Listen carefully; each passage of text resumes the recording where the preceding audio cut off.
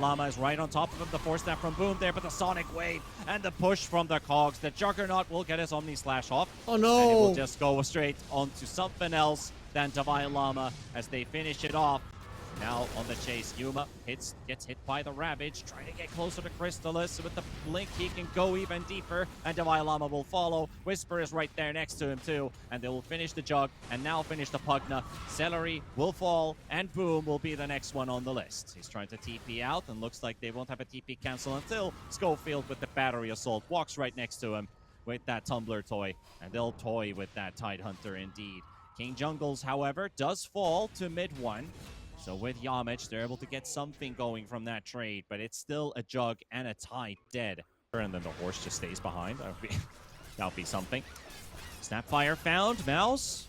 It's been a while since we've seen an initiative come out from them. They'll get a quick pick off for themselves. Okay, so now you need to use this Roche to... Step to safety. Hook dodged, and Yuma goes in. Blinks in onto the fight. Gets a bit of damage in, but at the moment, he might be in trouble. Sonic Wave is there. Divine Llama to follow. Tidehunter dead. Punch will fall. Mid one is also inside that same silence, but he's able to get out with the BKB. And Celery, he's going to get focused by Yuma. And they take down mid one, and they might just get this Pugna as well. There we go. TP cancelled with the cookie. And Schofield shoots a cog right at him. Yuma leading the charge. Blink in 4 seconds. Boom is right next to him there. Instant silence. Nullifier comes out. Blubber does come into play, though, so he's going to be okay.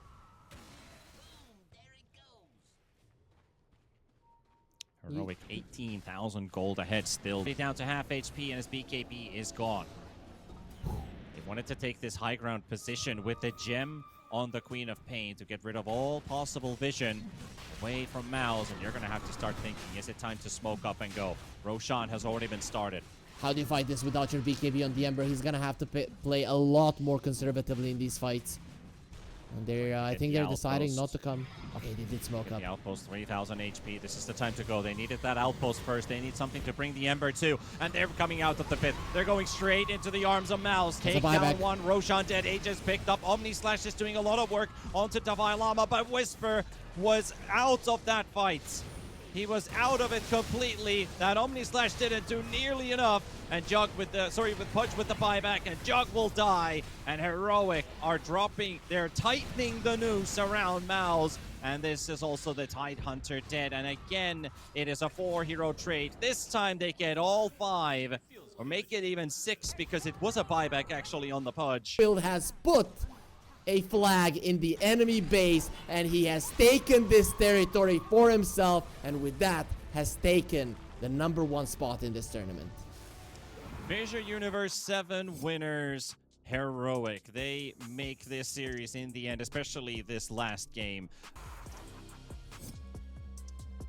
And by the looks of it, I get to see my good old friend Divine Llama here as well. Hopefully you can hear us. Just a quick audio check. Check if the microphone is working. Yeah, we don't hear you. We don't hear Divine. No, oh no, there we go. Is my mic? My mic is just a bit too close. It's good, it's good. Thank you so much, man. Congratulations, tournament win. It's the first one of the season right after TI. Just your most basic thoughts right now in your head. I'm really happy, you know. I'm just happy to play in this team. We, it's not a tier 1 tournament, but it's still, it's a good result nonetheless. I think we had 2 days of scrims for tournament. We said we're gonna take this tournament as a practice tournament. We're just gonna treat it as scrims, and we ended up doing pretty well. So I'm very happy. It was a year. Wait, no, it was 1 day less than a year ago that we won Wallachia. So basically, exactly 1 year ago we won Wallachia. So kind of poetic. It's a nice continuum. Going back onto, how does it feel starting the season with a win? Is it like the team atmosphere is like, hey, everything's clicked together, we feel pretty good about it, and something to work on for the next few weeks? You're going to be playing Fissure Playground very soon as well. Do you feel like the team atmosphere is already at a good level, or are you guys just relaxed? Yeah, it's very good. It's very good. It's a very good team atmosphere. Hard to say because we just won, and we've been treating this tournament pretty chill. Like, we haven't been getting too excited because it's just an online tournament, and it's not a tier 1 LAN or something like that. But we stayed chill. We focused on improving. I think that's the right attitude for these kind of tournaments. That makes sense. Makes sense. One question: are you finding it hard that Schofield is roaming a lot of the times around the map, or are you enjoying being alone in the lane? I mean, I already went through this for like a whole year, so I'm used to it. You know, I knew what I was getting into when they offered me like the offlane role. Like I knew what I was getting into, so I can't be too mad about it. That's fine. That's fine. And a bit of a question about the games 2 and 3, right? So game game 2 especially, or no, game 3 actually. Were you confident that you're gonna be able to come back into that one, or was it like just it just kind of happened because of those Tusk kickbacks? Well, it often gets asked like, did you think you could come back, or how did it feel? When yet Yeah. you're not really thinking about your feelings, right? You're just looking at ways to win.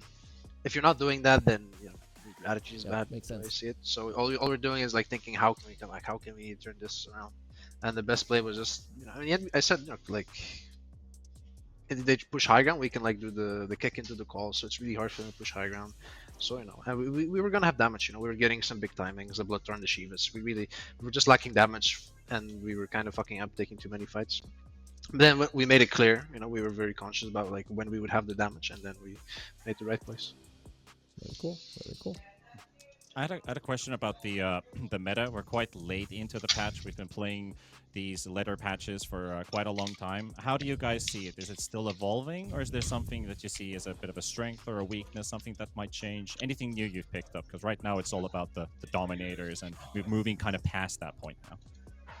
Yeah, I mean these small nerves, they seem pretty small, but like over time, as people like study the patch more, and these small changes can lead to like bigger shifts. You know, it's like earthquakes. You know, it's like it's like the plates move slowly, and then someone finds some new stuff. Like people figure out Jugger is really strong, and you know suddenly there's, you know, the meta shifts like a whole lot.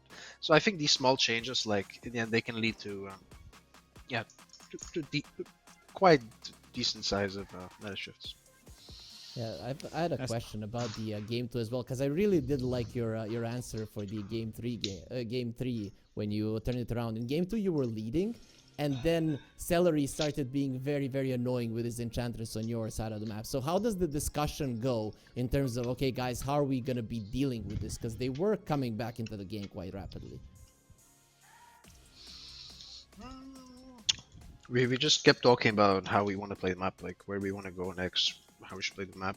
Yeah, they played pretty well to stay in the game, so we had to play pretty well ourselves, kick them out of the lane and stuff.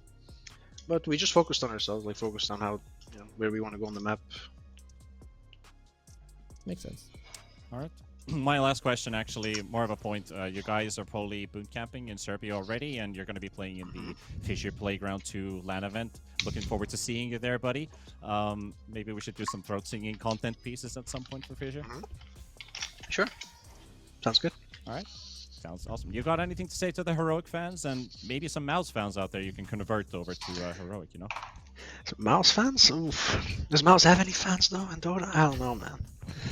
No. I'm kidding. I've heard they're very good org in Counter Strike. I assume they're very good in Dota. And now that they're, you know, it took them 2 years to finally play good Dota.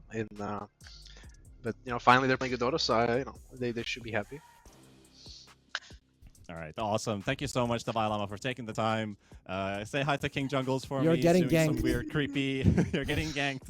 We will Yeah. see you in Serbia for the FISSURE Playground too. Take care, man. Thank you, Deep in that. Thank you, Deep in that. Thank you, Harry Freak. Until next time.